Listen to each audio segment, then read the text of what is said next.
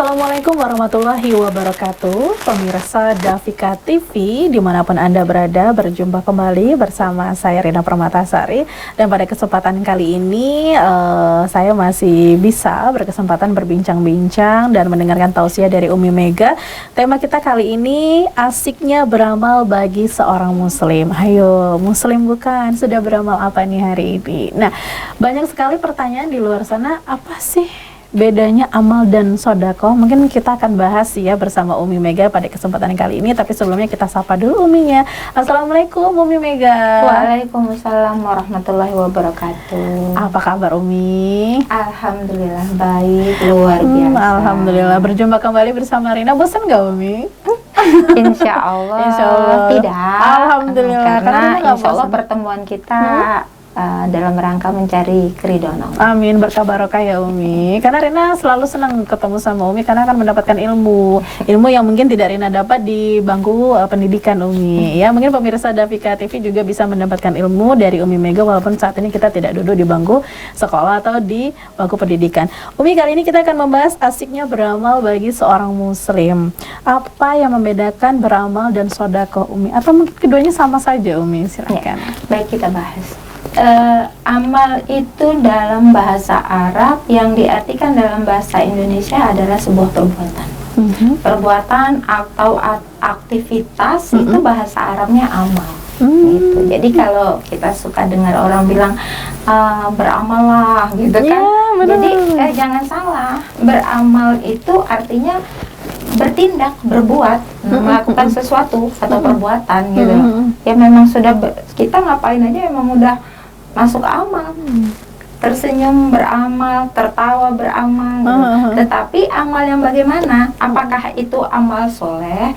Soleh itu artinya baik gitu. Jadi kalau kita sering mendengar kata wanita soleha, itu kayaknya angan-angannya jauh kemana gitu ya, kayak apa sih wanita soleha itu gitu, kayaknya sebuah sosok yang bagaimana gitu. Padahal ternyata setelah kita pelajari, wanita soleha yaitu wanita yang baik. Masya gitu. Jadi perempuan yang baik. Baik itu ada standarnya. Apakah baik dalam kacamata manusia atau baik dalam kacamata Allah, gitu kan? Dalam hukum syariat. Jadi di sini kita akan membahas tentang indahnya beramal bagi seorang muslim, yaitu bagi seorang muslim itu melakukan aktivitas-aktivitas itu akan berbeda, berbeda penilaiannya. Dia akan menjadi pahala atau menjadi dosa atau menjadi sesuatu yang sia-sia. Itu kan semua tergantung pada niatnya, bukan pada apa yang dia lakukan dan seberapa besar yang dia lakukan, tetapi pada niatnya. Niatnya benar-benar lurus untuk mencari ridho Allah atau bukan. Bahkan ketika dia berbagi harta atau dia sholat ke masjid atau kemana, atau dia membaca Quran, itu akan menjadi sesuatu yang sia-sia atau bahkan akan menjadi dosa, ancaman berat bagi dia ketika dia tidak mengerjakan itu karena Allah, tapi mungkin karena sesuatu atau karena seseorang. Harus kita hati-hati. Tetapi bagi seorang muslim itu insya Allah seluruh aktivitasnya indah, seluruh aktivitasnya mudah, dan akan bernilai pahala gitu, karena dia melakukannya biasanya sudah diniatkan lurus ingin mencari keridhaan Allah, dan nilainya akan berlipat ganda. Di sini kita akan membedakan antara sedekah dan infak. Sedekah dan infak. Jadi ketika sedekah itu apa? Sedekah itu adalah semua perbuatan baik. Senyum adalah sedekah, sodakoh kalau orang bilang. Terus menyingkirkan halangan di jalan, misalnya ada kotoran, ada duri, ada paku, itu adalah sodakoh.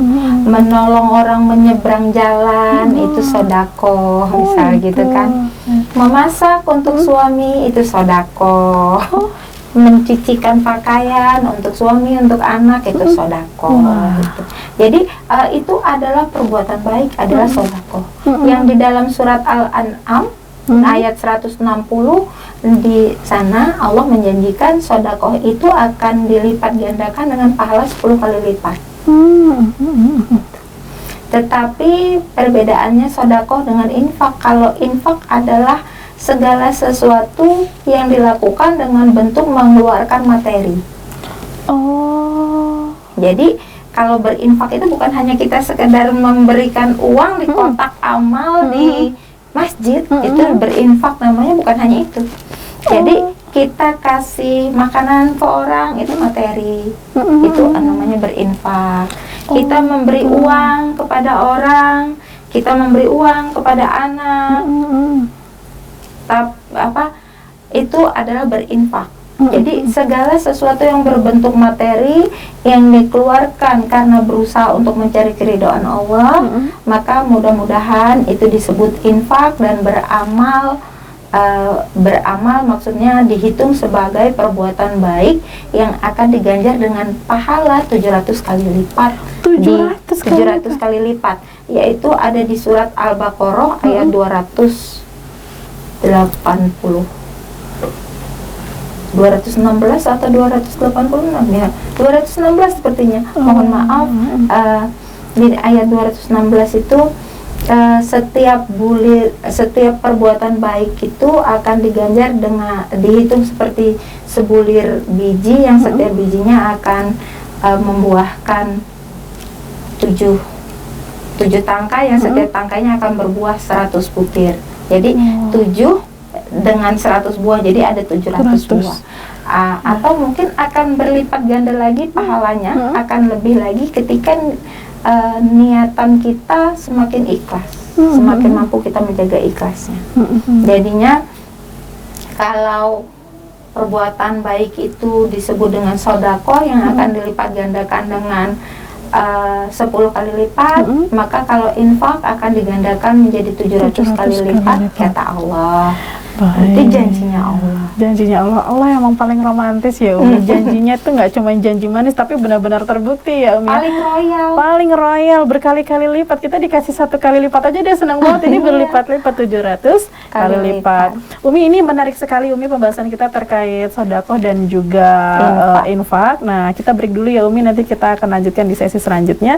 Baiklah pemirsa Dafika TV, jangan kemana-mana, tetap di Indahnya Islam.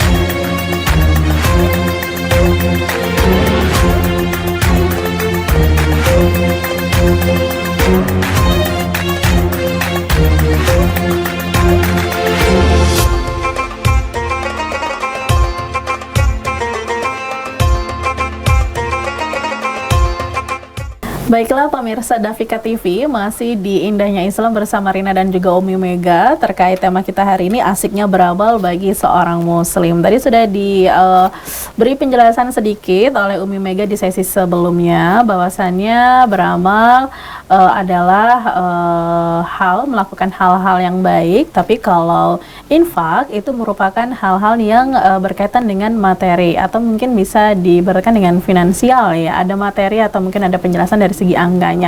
Nah Umi, Rina penasaran nih, apa nih yang harus dilakukan atau mungkin ada caranya nggak sih Umi kita beramal atau berinfak agar kita tidak sia-sia Umi? beramal itu benar-benar mendapatkan kali lipat yang tadi sudah kita bahas di sesi sebelumnya, seperti bersedekah mendapatkan 10 kali lipat, kemudian berinfak menjadi mendapatkan 700 kali lipat. Nah itu. Kembali lagi saya coba ingatkan bahwasanya beramal itu jangan dikembangkan pada sesuatu pemikiran yang aneh gitu ya. Beramal itu artinya beraktivitas. Gitu. Nah, sebenarnya kita itu nggak perlu sih melakukan hitung-hitungan. Kalau tadinya saya menyampaikan ayat untuk melipat gandakan apa yang kita lakukan dan apa yang kita berikan, itu hanya sebagai motivasi, motivasi bagi kita untuk bersemangat dalam melakukan. Tetapi jangan pula kita langsung pandai berhitung-hitung matematika, habis waktu kita. Karena rahmat Allah itu lebih besar dari kemampuan kita berhitung. Jadi, hari ini aku sudah beramal memberi teman saya jajan 2.000, dilipat gandakan 700 kali lipat, berapa ya gitu. Jadi tidak terlalu banyak kita berhitung-hitung, lakukan saja, karena sebenarnya yang mengerikan di zaman sekarang itu kalau bicara masalah pahala atau dosa, orang itu sudah banyak tidak lagi peduli karena itu sesuatu yang gaib, nggak nyata, ya kan? Sesuatu yang nggak kelihatan mata dan nggak langsung dia rasakan. Itu hati-hatinya pada perkembangan zaman orang di akhir zaman sekarang ini. Ketika dia bilang itu berpahala, dia kurang tertarik. Tapi kalau itu berbunga, dia semangat banget. Gitu kan? Jadi bolehlah kita mengatakan infak itu pun berbunga, tapi bunga bukan pada bunga riba, tapi jadi 700 kali lipat itu bunganya, gitu kan? Kembali lagi pada sugestinya. Dan kita akan membedakan cara berpikirnya seorang muslim dengan non muslim. Gitu. Kalau non muslim itu misalnya dia punya uang 10 juta, penghasilan dia setiap bulan misalnya 10 juta. Dia berpikir bagaimana dia harus menginvestasikan uang itu agar terus berkembang, gitu kan? Dia berpikir dengan keras bagaimana uang itu bisa bertambah. Ketika uang itu berkurang, kepake mungkin dengan kebutuhan sehari-hari atau kebutuhan yang mendadak di luar dalam perkiraan dia, habis uang itu stres dia. Gitu. Karena apa? Standar dia hanya materi, gitu. Jadi ketika dia habis dia, stres lah dia. Gitu. Tetapi kalau seorang muslim, makanya kita melihat contoh para sahabat. Sahabat itu tidak berlomba-lomba untuk jadi miliarder. Sahabat itu tidak berlomba-lomba untuk menjadi orang terkaya. Justru mereka berlomba-lomba untuk menghabiskan harta mereka. Jadi semakin mereka berusaha menghabiskan harta mereka, ternyata semakin banyak. Seperti Utsman bin Affan, sampai sekarang kekayaannya masih terus ada, gitu loh. Sahabat Rasul Utsman bin Affan, menantu Rasul itu Utsman bin Affan, dia berusaha untuk menghabiskan hartanya. Ada Abdurrahman bin Auf yang dia menghabiskan seluruh hartanya, hanya disisakan sepertiga untuk keluarganya. Tapi semakin dia berusaha habiskan, semakin banyak harta itu datang menghampirinya. Sampai semua kurma yang dia beli dari seorang Yahudi di pasar, yang dia dibohongin sama orang Yahudi itu, di atasnya baik, di bawahnya kurma itu basah. Tapi dia udah beli, gitu kan. Nah, itu berusaha dia sedekahkan. Datanglah seorang raja yang ingin membeli kurma itu dengan harga 700 kali lipat dari yang dia beli dari kaum Yahudi. Nggak mau, saya mau jualnya segini. Si pembeli nawar lebih tinggi, maksa lagi. Ada nggak zaman sekarang orang kalau nawar turun ke bawahnya, nggak naik kelipat ke atasnya? Itu bukti dari janji Allah, gitu kan? Janji Allah semakin contohnya sudah ada, itu bukan dongeng, itu yang bukan mitos, tapi itu adalah kisah nyata yang terjadi di zamannya para sahabat. Mereka semakin berlomba-lomba untuk membagikan hartanya, menghabiskan hartanya, karena kalau kita mungkin mengenal mereka dengan bahasa zuhud, yaitu tidak tergila-gila sama dunia. Dunia itu hanya dijalankan sekedarnya saja, tapi justru dunia itu ngejar-ngejar mereka sampai mereka enggan. Kalau kita sekarang sibuk kejar-kejar dunia, yang dunianya yang enggan sama kita, gitu kan? Jadi ada apanya di balik itu? Ternyata ada ada sugesti yang kurang menancap pada jiwa para muslim, kaum muslim itu. Kalau kaum muslim itu sebenarnya dengan janji Allah yang 700 kali lipat itu tadi, ketika contoh seperti seorang suami yang memberikan nafkah kepada istrinya, lalu uang tersebut dipakai oleh istrinya untuk membeli pakaian, gitu kan, pakaian yang menutup auratnya, ketika dia keluar dari rumah dilihat oleh yang bukan mahramnya, dia menutup aurat, kan uang itu habis. Misalnya dikasih uang 1 juta sama suaminya nih untuk kamu, habis misal gitu kan ya, 700 dibelikan pakaian. Seorang suami itu, kalau seorang muslim itu, dia akan tersenyum bersyukur, alhamdulillah dia dapat pahala 700 kali lipat dari uang yang dia berikan kepada istri, lalu dia dapat pahala dari istrinya menutup auratnya, gitu kan.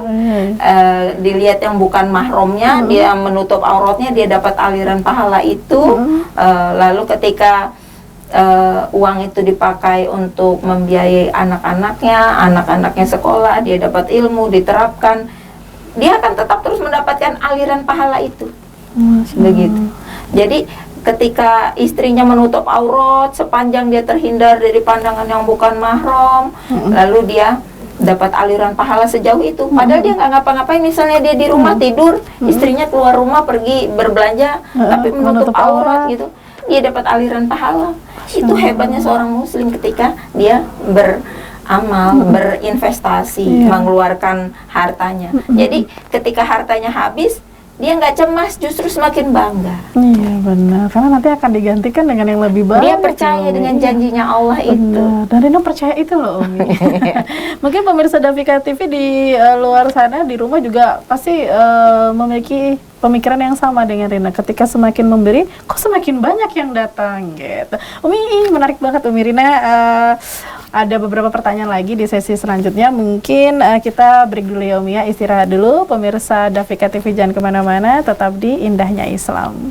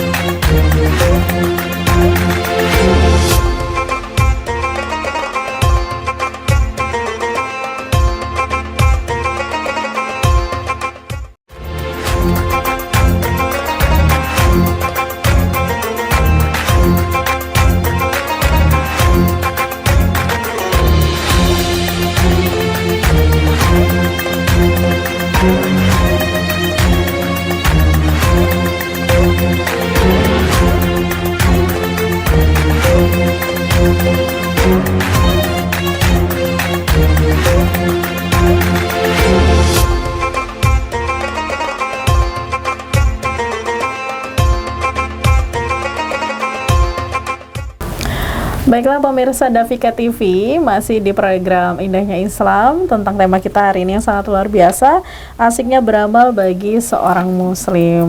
Mudah-mudahan dari pembahasan kita bersama Umi ini kita semakin semangat untuk beramal, bersedekah dan juga berinfak tentunya di jalan Allah, dan karena memang apa yang kita lakukan ini karena Allah Subhanahu wa taala. Umi, karena saat ini kita sudah berada di sesi akhir nih Umi, mungkin waktu kita sangat terbatas sekali. Di kesempatan kali ini Umi bisa memberikan sedikit kesimpulan asiknya beramal bagi seorang muslim. Seorang muslim itu ketika beramal, dia tidak hanya memikirkan dunianya, tetapi dia berpikir kelak di yaumil akhir dia akan mempertanggungjawabkan. Maka itu yang akan memotivasi dia untuk semakin ikhlas dalam melakukan apapun, dalam berinfak dia semakin semangat gitu. Karena ada janji Allah yang ingin dia rangkul. Janji Allah yang ketika dia mengeluarkan harta akan dilipat gandakan menjadi 700 kali lipat. Ketika dia melakukan semua perbuatan baik akan dilipat gandakan 10 kali lipat, yang dimana janji itu dia yakini itu pasti akan terjadi, yang nanti di yaumil akhir dia akan menjadi orang yang menang, bukan menjadi orang yang rugi. Nah, paling mudah dalam melakukan aktivitas untuk mengejar keridhaan itu ada di surat Wal Asri, yaitu ambil poin dalam nasihat menasehati. Itu adalah aktivitas yang dilakukan oleh, kalau sering kita dengar sekarang, yaitu para aktivis dakwah. Sebenarnya bukan hanya para aktivis dakwah, itu adalah terkait kewajiban bagi para muslim, bagi seorang muslim untuk nasihat dan menasehati dalam kesabaran dan dalam kebaikan. Gitu. Jadi dalam merangkul janji Allah itu ada aktivitas yang memang harus dilakukan. Gitu. Janji Allah itu tidak pernah ingkar, janji Allah itu ada, dan tenanglah wahai kaum muslimin. Tenanglah, apapun yang kita lakukan, sekecil apapun yang kita keluarkan, atau setersembunyi apapun yang kita niatkan, kita lakukan, kita bicarakan, itu Allah Maha tahu, Allah Maha mengerti, Allah Maha melindungi. Maka luruskanlah selalu niat kita untuk mencari ridha Allah, yang insya Allah apapun yang kita lakukan, kita perbuat, kita keluarkan, itu akan dinilai pahala oleh Allah, akan dilipat gandakan berlipat-lipat ganda, dan akan disambut dengan surganya Allah. Masya Allah. Aduh, adem Rina Umi mendengar tausiah pada kesempatan kali ini. Dan ada juga nih Umi, orang di luar sana yang merasa penghasilannya kurang dan sulit untuk berinfak. Apakah orang yang berpenghasilan sedikit juga wajib untuk berinfak? Ini sebuah pertanyaan yang luar biasa cetar, yang perlu kita luruskan kembali.